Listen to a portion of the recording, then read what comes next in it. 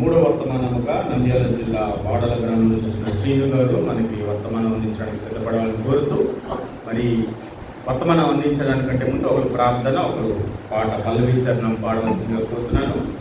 మరి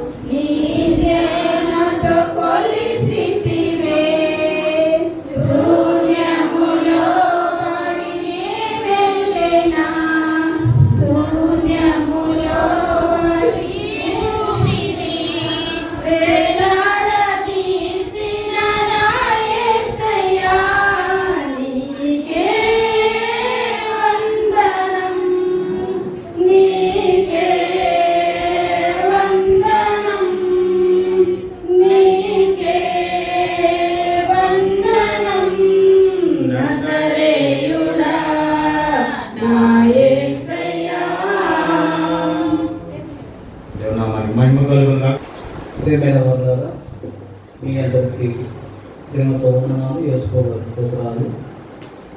పరిశుద్ధ గ్రంథం నుంచి మార్కు సువార్త 10వ అధ్యాయము 35వ వచనం పేజీ నెంబర్ 41 నేను చదువుతున్నా. జెబెదయి కుమారులైన యాకోబును యోహానును ఆయన ఎద్దకు వచ్చి, బోధకుడా, మేము అనున్నదెల్లా నీవు మాకు చేయబోతున్నావు నీవు చెప్పగా, ఆయన నేను మీకేం చేయబోతున్నానని వారిని అడిగాను.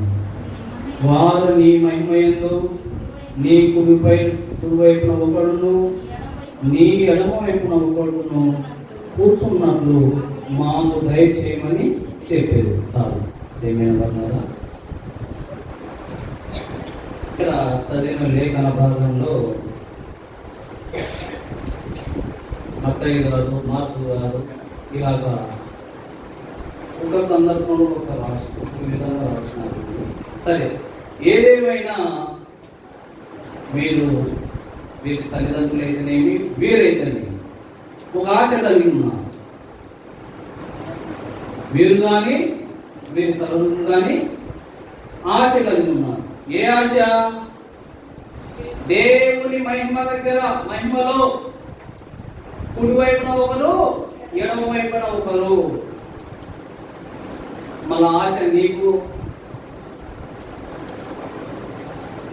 నీ కుటుంబం, పిల్లలకు ఇలాంటి ఆశ ఉందా?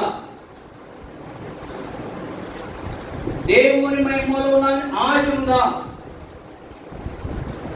ఆయన సన్నిధిలో ఉండాలనే కోరిక ఉందా? లేకుంటే ఈ లోకంలో ఉన్నత శిఖరాలు ఎదగాలని, బాగా చదువుల్లో రాణించాలని, ఉద్యోగంలో స్థిరపడాలని ఏ ఆశ ఉంది? మానవులు బట్టి ఎక్కువ మనం ఈ లోకంలో ఎలా ఉండాలంట? ఇరుగు పొరుగు వాళ్ళకంటే మనం పైన ఉండాలి, హెచ్చులో ఉండాలి ఈ లోకంలో. కానీ ఒక భక్తుడు చెప్తున్నాడు, ఈ లోకంలో నేను జీవించినంత కాలము నా పేరు మీద ఏమీ కానీ ఉండకూడదు. నా యాత్ర ముగించే లోపల ఈ భూమి మీద నా పేరు మీద ఏమి ఉండకూడదు. అయితే పరలోకంలో ఆ పైన వాటిని వెలిగే విషయంలో, అవి సంపాదించుకునే విషయంలో నేను ఆసక్తి కలిగా నేను ఎదురు చూస్తున్నా. నేను సంపాదించుకుంటున్నాను ఆ ధనము, ఆ ధననిధి మళ్ళీ ఎలా ఉన్నారు, ఏ ఆశలతో ఉన్నారంటే ఎక్కువ ఓట్లు ఎక్కడ పడతాయంటే 100% ఈ లోక సంబంధమైన కదా వాటి గురించే ఆలోచనలండి. దేవుని సన్నిధానంలో దేవునితో ఉండాలనే ఆశ లేదండి, అటువంటి ఆసక్తి లేదు. అందుకనే వీరు ఆశ కలిగినారండి, ఆయన మహిమలో ఉండాలని కుడి వైపున ఒకరు ఎడవైపున ఒకరు ఉండాలని ఆశపడుతున్నారు. చూడండి ఎంత భయభక్తులుగా ఇచ్చారు మరి తల్లిదండ్రులు. వీళ్ళు ఉరిమేడు వారు, వీళ్ళు రగిలేవారు, వీళ్ళు మన్నించేవారండి. అందుకనే యేసు ప్రభు ఎక్కడికి వెళ్ళినా వీరిద్దరు కనపడతారు. ఎక్కడికి వెళ్ళినా వీరి పేర్లు ప్రస్తావించబడుతున్నాయి. కాబట్టి ప్రేమైన వాళ్ళారా, కుడి వైపున ఎడవ వైపున అనే మాటలు బైబిల్ గ్రంథంలో చాలా ఉన్నాయి, కానీ వాటితో నేను వెళ్ళను. యేసు ప్రభు ఇద్దరు దొంగల మధ్యన, నరహంతకుల మధ్య ఏ పాపం లేదని ఆయన వారి మధ్య పరిస్థితుల్లో వేలాడినాడు మన యేసు ప్రభు. దొంగల మధ్యన అంటే కుడి వైపున ఒకడు, ఎడవ వైపున ఒకడు, అక్కడ ఇద్దరు ఉన్నట్టు చూస్తాం. ఇలాగ చాలా. యేసు ప్రభు అయ్యా కుడి పక్కన వల వేయండి మీకు విస్తారమైన, అందుకని ఇక్కడ చాలా సార్లు చెప్తారు. ఎందుకంటే ఆయన గొర్రెలను మేకలను ఆయన వేరుపరుస్తాడు అనే సందర్భంలో కానీ మనం చూస్తాం. సరే, మరొక మాట చూద్దాం ప్రేమైన వాళ్ళారా. మరొక లేఖన భాగం అపోస్తల కార్య గ్రంథము 12వ అధ్యాయం, పేజీ నెంబర్ 114. అపోస్తల కార్య గ్రంథము 12వ అధ్యాయం. దాదాపు అదే కాలమందు రాజైన హేరోదు సంఘపు వారిలో కొందరిని బాధ పెట్టుటకు బలాత్కారంగా పట్టుకొని యోహాను సహోదరుడైన యాకోబును ఖడ్గంతో చంపించెను. ఇది యూదులకు ఇష్టమైన కార్యమని తెలుసుకొని పేతురును కూడా పట్టుకొనెను. ప్రేమైన వాళ్ళారా, ఈ యాకోబు గారు చేసిన నేరమే. యాకోబు గారు బైబిల్లో ఉన్నారు. ఇస్సాకు కుమారుడైన యాకోబు ఉన్నాడు కదండి. అలాగే ఇంకా కొంతమంది ఉన్నారు. యేసు ప్రభు తర్వాత జన్మించిన వారిలో యాకోబు గారు, యాకోబు రాసిన పత్రిక ఆయన ఈ యాకోబు గారు చేసిన నేరమేమి? ఎందుకు ఈ యాకోబు గారి తలను కదా ఖడ్గంతో ఎందుకు కదా చంపించను? ఖడ్గంతో ఎందుకు చంపించను? ఎందుకు చంపించను? ఇది ఇష్టమైన కార్యం అంటే యూదులకు. అంటే ఒక మనిషిని చంపడము నేరం కాదంట, ఇష్టం అంట. ఈ లోకంలో కానీ ఒక ఆయన గ్రహం స్టేట్ గారు సువార్త ప్రకటించినారంటే నశించిపోయే ఆత్మల పట్ల భారం కలిగి దేశం కానీ దేశం వచ్చి వారు కారులో ఉంటే కారునే దగ్ధం చేశారండి. ఆయన ఇద్దరు పిల్లలను.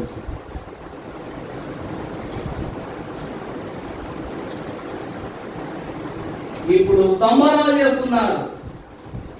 అతడు బయటకు వచ్చినందుకు మంచి ప్రవర్తన వలన ఏదో ఇదిగలిసినాడని, ఏదో మంచి కార్యం చేసినాడని జైలు కొడుతున్నారండి. ఆ మగోన్మాదికి అంటే లోకం ఎలాగా తయారు చూడండి. ఒక మనిషిని చంపితే ఇద్దరు పిల్లలు కాల్చి ఆ వ్యక్తిని ఏం చేస్తున్నారు? సత్ప్రవర్తన వల్ల విడుదల చేసి పూదనలు వేసి జైలు కొడుతున్నారండి. అంటే ఎటు పోతుంది సమాజం? ఎటు వెళ్తుంది? అంటే వారు చేసిన నేరమేమి? ఒకరికి చెరుపు చేసేవారు కాదండి, దుర్మార్గంగా జీవించేవారు కాదండి. యేసు ప్రభువుని నమ్ముకొని ఆయన శిలువను ఎత్తుకొని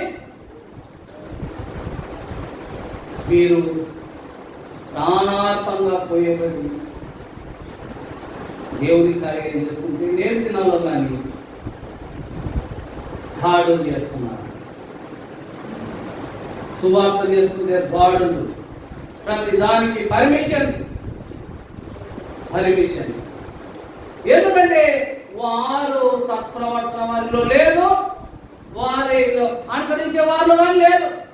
వీళ్ళు ఎలా ఉన్నారు, వాళ్ళు అలాగనే ఉన్నారు. వాళ్ళకి వీళ్ళకి ఏం తేడా లేదు, చెప్పుకోవడానికి ఏం లేదు. కాబట్టి వాళ్ళకు చెందుతుంది, వాళ్ళకు నచ్చుతుంది. ఎందుకంటే వాళ్ళు యుద్ధాలు చేస్తారు, వాళ్ళు మోసాలు చేస్తారు, వాళ్ళు భార్యను పెళ్లి చేసుకుంటారు. ఎంతమందిని శిక్షించుకోవచ్చు కదా, రక్షించాల్సిన అవసరం లేదు. ఏం నేర్పిస్తున్నారు, ఏం నేర్పించినారు ఇక్కడ? సతీ సహగమనమని, విద్య అంతకాంతరమని, కులాలు చిచ్చు పెట్టి కులాల మధ్య కదండి. ఇప్పుడుగా అదే ఉంది. సుప్రీంకోర్టు తీర్పిచ్చింది, ఏమనండి? రద్దు చేస్తున్నారు. అవి అవసరం లేదని మనం ప్రభు ఉంటే చాలు కదా. ఎస్టీ రిజర్వేషన్ కదా, ఎస్సీ రిజర్వేషన్ కదా. ప్రేమైన వాళ్ళ చూడండి, దేవుని కోసము ఒక్కొక్కరి పట్ల ఆయన ఉద్దేశం ఉండాలి. ఈయన పట్ల దేవుని ఉద్దేశము ఆయన కోసము, ఆయన కోసం నిలబడ్డాడు, ఆయన కోసం జీవించినాడు కదా. ఆయన ఉన్నప్పుడు పరిచయంలో పాల్పంపులు పొందినాడండి. అటు వ్యక్తిని ఖడ్గంతో చంపించడం యూదులకు ఇష్టమైందంట. ఒక మనిషిని చంపడం ఇష్టం. మనం అపాయకరమైన దినాలు ఉన్నాం. ఏ దినం కదా ఏం సంభవించిందో మనకు తెలియదు. ఏ మనిషి ఎలా ఉంటాడో. ఒకటి ప్రేమైన వాళ్ళ దేవుని పని కోసం. ఇక్కడ వీళ్ళ ఆలోచన ఏముంది?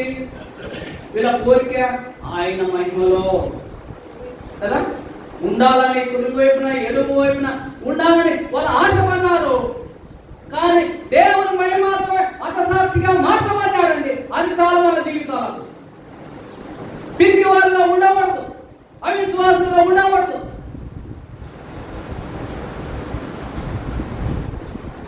దేవుని కోసం ప్రాణాలు ఎప్పుడైతే చనిపోయినామండి, రెండోసారి ఏముంది తెలుసా? మనం ఎప్పుడైతే నీటి ద్వారా బాప్తిసం తీసుకున్నామో అప్పుడే పాల్గొనబడినాం. మళ్ళా దానివల్ల నాకేం పని ఉంది? పౌలు గారు గలతీయుల పత్రికలో 2వ అధ్యాయంలో అంటున్నాడు, జీవించేవాడు నేను కాదు, నేను జీవించకూడదు, నా ఇష్టం కాదు, ఆయన చిత్తమే నెరవేరాలి. ఆయన జీవించుతున్నాడు. ఆయన ప్రేమించి బ్రతుకుతే క్రీస్తు కొరకే, చనిపోతే క్రీస్తు కొరకే, మరణమైన జీవమైన ఆయన కోసమే. అందుకే పౌలు గారు ఏమంటున్నారు? బ్రతుకుట క్రీస్తే, చావైతే లాభము. ఇంకా పానం మీద చాలా మంది ఆశలు ఉంటాయి కదా.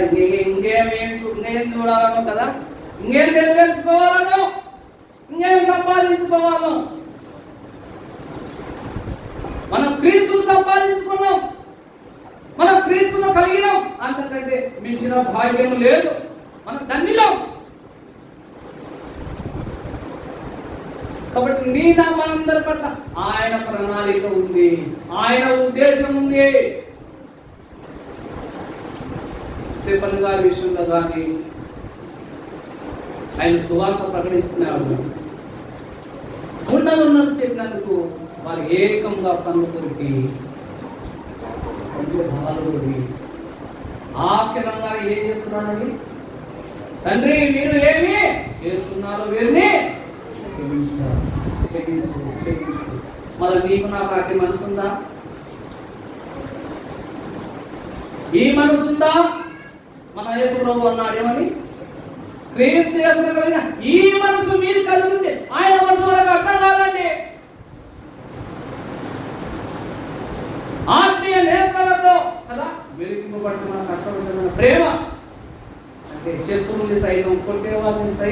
హింసించే వారిని సైతం క్షమించు. ప్రవీణ్ గారు నీ హతసాక్షిగా మార్చినప్పుడు అందరికి తెలుసు కదా, ఎవరెవరి కుటుంబం ఎంతమంది కుటుంబం అందరికి తెలుసు. కానీ ఆయన భార్య ఒకటే మాట్లాడుతుంది, క్షమాక్షమాక్షమాక్షమాక్షమాక్షమ. గ్రహించే గారి భార్య గారిని నేను క్షమిస్తున్నాను. మన యేసు ప్రభు అదే మళ్ళా నీకెందుకు అంత కోపం, నీ సహోదరుని ఎందుకు ప్రేమించడం లేదు, నీకంత ఎందుకంత అసూయ ఎందుకు, నీ శత్రువునైనా సైతం యేసు ప్రభు ప్రేమించమని చెప్తున్నాడే, నీ శత్రువునికి భోజనం పెట్టమంటున్నాడే, ఆకలి అన్నం పెట్టమన్నాడు కదా, 2 వస్త్రాలు ఉంటే 1 వస్త్రం ఇవ్వమన్నాడు కదా, ఆ మండునంటే 2 మండులను నడవమని చెప్పినాడు. మళ్ళీ నీకేముందండి, మళ్ళీ ఈ మనసుందా క్షమిస్తున్నావా, లేకుంటే లోపలనే పగ పగ పగ పగ ఏం సాధిస్తారండి? ప్రభు కోసం మనం వాడబడాలండి, నలిగిపోవాలి. ప్రతి ఒక్కరి పట్ల ఆయన ప్రణాళిక ఉంది. ఒకటి ప్రేమిన వార్తరా దేవుని ఉద్దేశాలు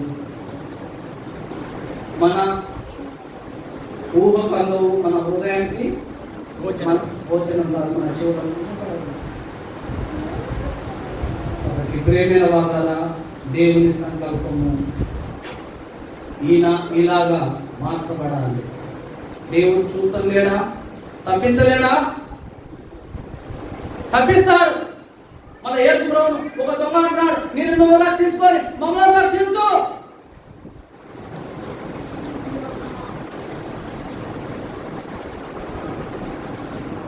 రక్షించిపోయింది యేసు ప్రభు ఆశీర్వాద కార్యం నెరవేర్చిపోయింది. నేటికి క్రైస్తవానికి పునాది లేకుండా పోదు. యేసు ప్రభువుని నామం ద్వారా పునాది కట్టబడినామండి మనం. క్రైస్తవం యేసు ప్రభు లేకుంటే అగమ్య గోచరం అండి. యేసు ప్రభు లేకుంటే క్రిస్టియానిటీకి ఒక మార్గం లేదు. పరలోకానికి కానీ పాపాలు క్షమించడం కానీ నరకం తప్పించబడాలన్న మార్గం లేదండి. యేసు ప్రభు వస్తుల ద్వారా ఆ శిలువ కార్యం నెరవేర్చడం ద్వారా సులువుగా మనకు ఏర్పడింది పరలోకానికి సరళం మార్గం. ఆనాడు వారికి లేదండి, ఇలా బైబిల్ గ్రంథం వారి చేతిలో లేదు, పాత నిబంధన భక్తులకు లేదు, ధర్మశాస్త్రం ఉండేది. సంపూర్ణ బైబిల్ గ్రంథం 66 పుస్తకాల జాబితా లేదంట.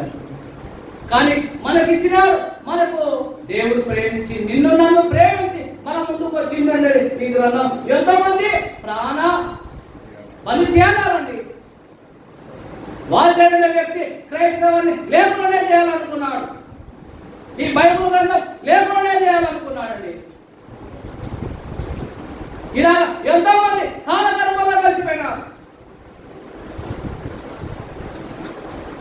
ఇప్పుడు కానీ క్రిస్టియానిటీ లేకుండా చేయాలి, భయపడతారు, బెదిరిస్తే బెదిరిపోతారు. నా క్రైస్తవం ఎన్నటికీ బెదరదు. అందరూ ప్రాణాలు త్యాగంగానే చేస్తారండి. మంచి జీవితం జీవిస్తున్నారు, ప్రేమ కలిగి జీవిస్తున్నారు. కానీ ఇది నచ్చడం లేదండి జనాలకు. ఒకప్పుడు సౌలుగా ఉన్నప్పుడు పౌలు గారు ఏం చేశారండి? సంఘాన్ని హింసించినాడు. స్త్రీలను పురుషులను కదా ఏం చేసినాడు? హింసించి చెరసాలను పునరాలతో పట్టాడు.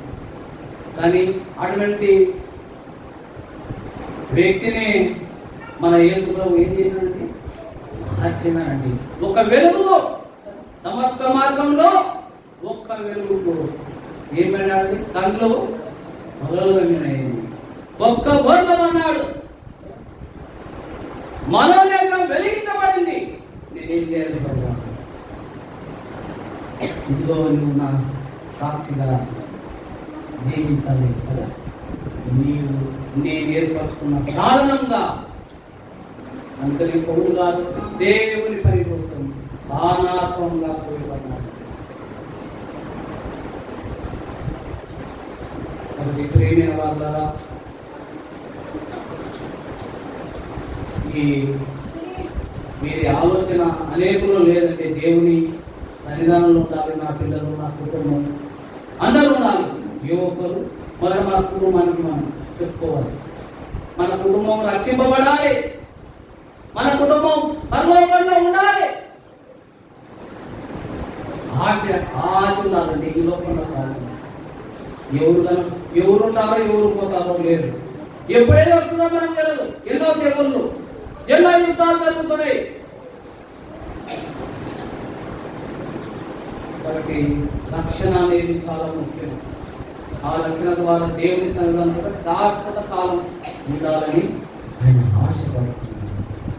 కాబట్టి ప్రియమైన వాళ్ళారా, ఇక్కడ వీరు కోరుకున్నట్టుగా అది యేసు ప్రభువు ఆ రోజు వారికి వాగ్దానం చేయగలడు, కానీ అది నెరవేర్స్తే ఇది జరగదు. యేసు ప్రభు ఆ మాట చెప్తే ఇది జరగకపోదు. అవునయ్య, ముందులయ్య నాతో పాటు. కాబట్టి ప్రేమైన వల్ల ఆయన సంకల్పంలో ప్రతి ఒక్కరి పట్ల ఆయన ఉద్దేశంలో. కాబట్టి ప్రేమైన వల్ల ఈ ఆశ కలిగి మనం జీవించాలి. ఈ ఆశ కలిగి ఆయన రాకడ కోసం మనం ఏం చేయాలి? సిద్ధపడాలి. నిన్న రాత్రి చూసాం, ఏమని చూస్తుంది? ఆ కాలాలు కదా, ఆ సమయాలు, ఆ గడియ కానీ ఆ దినం గురించి కానీ మనకు తెలియదు. అలాగే ప్రేమైన వాళ్ళారా, యోహాను సువార్త 17:11. యోహాను సువార్త 17:11.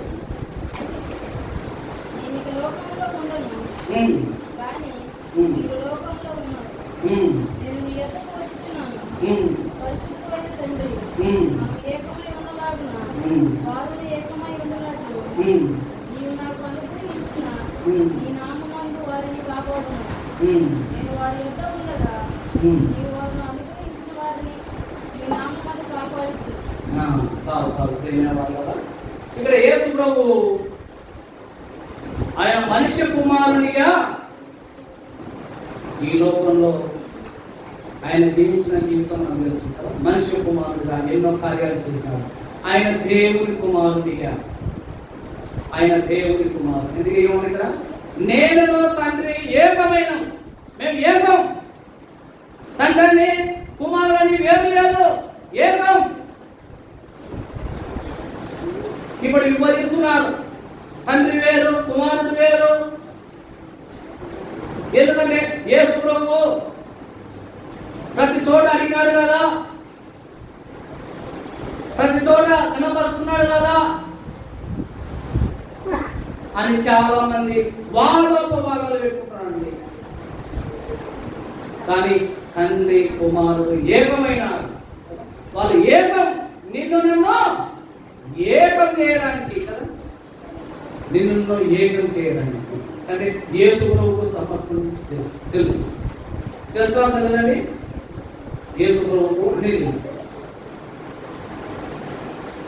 యేసు ప్రభువుతో ఒక దొంగ అంటున్నాడు చివరి క్షణాల్లో, యేసు ప్రభువా, నీ రాజ్యంలో నన్ను జ్ఞాపకం చేసుకో అంటున్నాడు.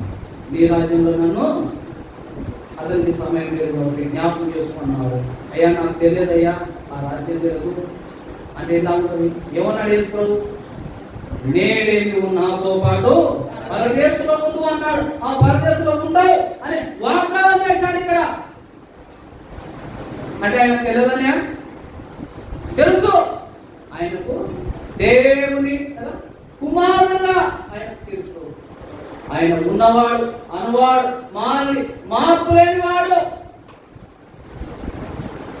ఆయనకు తెలుసు పరలోకం ఉంది. ఆ పరలోకానికి ఎందుకంటే నువ్వు నోటితో ఒప్పుకుంటే, నువ్వు క్షమించు అంటే నీవు కదా నాతో పాటు పరదేశంలో ఆ వాగ్దానం చేసినాడు. అదే అప్పుడు మనకు వాగ్దానం చేసినాడు. ఏమని? నేను స్థలంలో మీరుండులాగనా, నేను స్థలంలో మీరు అని ఉండాలి. మరలా వచ్చి వచ్చి మిమ్మల్ని తీసుకోపోతా. మరి ఇది ఎలా తెలుసు ఆయనకు?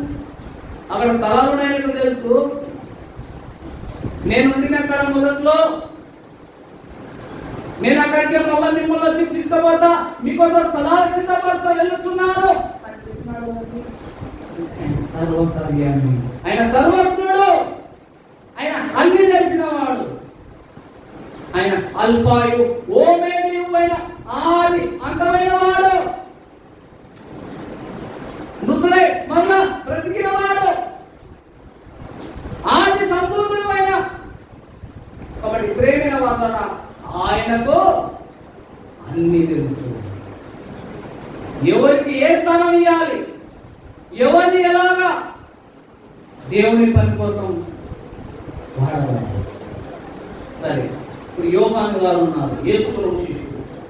యేసు ప్రభు ప్రేమించిన శిష్యుడు. యాకోబు గారు ఏమైనాడండి?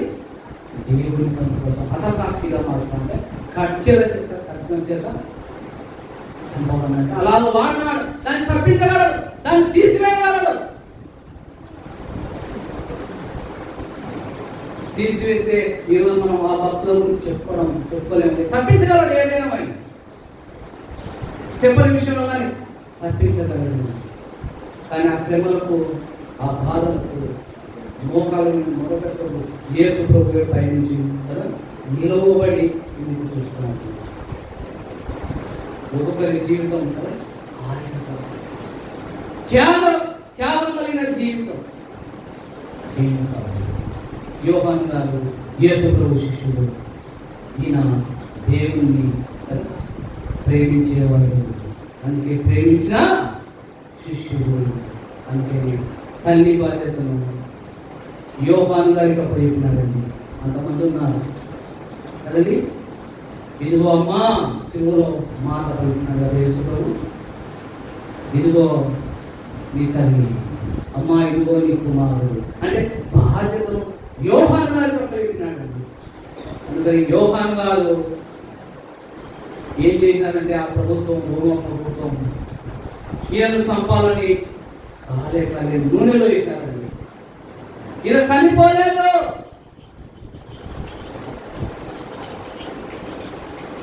కాదని 14 నిమిషాలు అయినారు పోయి కదా.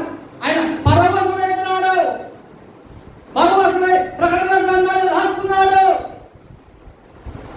జగన్మయ సంగతులను, ఆయన యుద్ధముల గురించి, ఆయన రాక గురించి, తీర్పు గురించి, మనం ఎలా ఉండాలి అని వాటన్నిటినీ దేవుని చేత దర్శనం పొంది కదా, జరగబోయే నిర్గమనం గురించి కదా, జరగబోయే ప్రవచన నెరవేర్పు గ్రంథాల గురించి ఆయన రాశాడండి. ప్రకటన నేటి భక్తులు నాకు కొంతమంది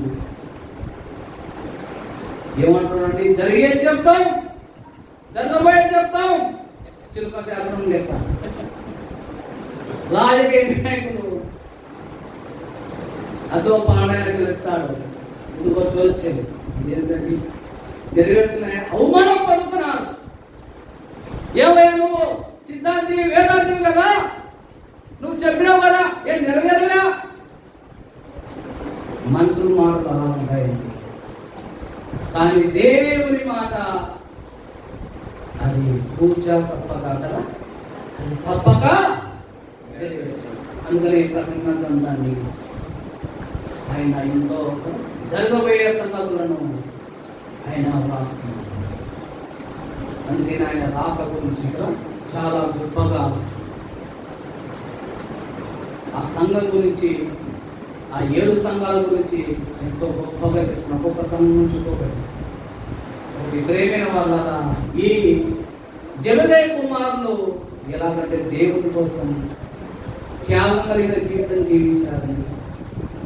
మళ్ళా వీళ్ళలా మనకు చెప్పుకోవడానికి మానవీకరమైన వారుగా ఉన్నారు. అంటే ప్రభు కార్యాల వాళ్ళు చూసిన వాళ్ళు, వెంబడించిన వాళ్ళు, అనుభవించిన వాళ్ళు.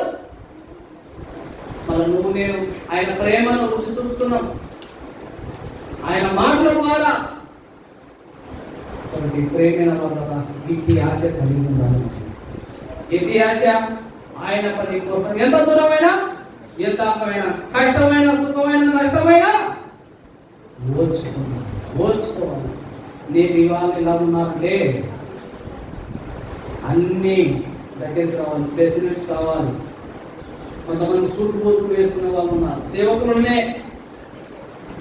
తగ్గింపు ఉండాలి వాళ్ళ కాడ.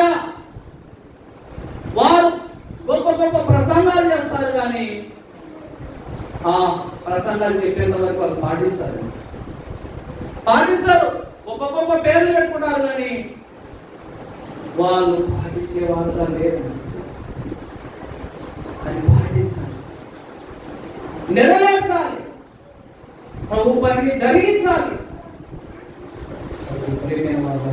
మీరు ఎంతో దేవుని కోసం వీళ్ళ తల్లిదండ్రులు గొప్పగా తీర్చిదిద్దినారు. మరి మీరు కానీ ఎలాగ తీర్చిదిద్దారు? మీ కుటుంబంలో ఉన్న పిల్లలను దేనికోసం తీర్చిదిద్దుతున్నారు? దేనికోసం కలలు అంటున్నారు? మీరు చాలా మంది చూస్తున్నాం, యూట్యూబ్ లో, ఫేస్బుక్ లో ఎన్నో కళలు అంటున్నారండి.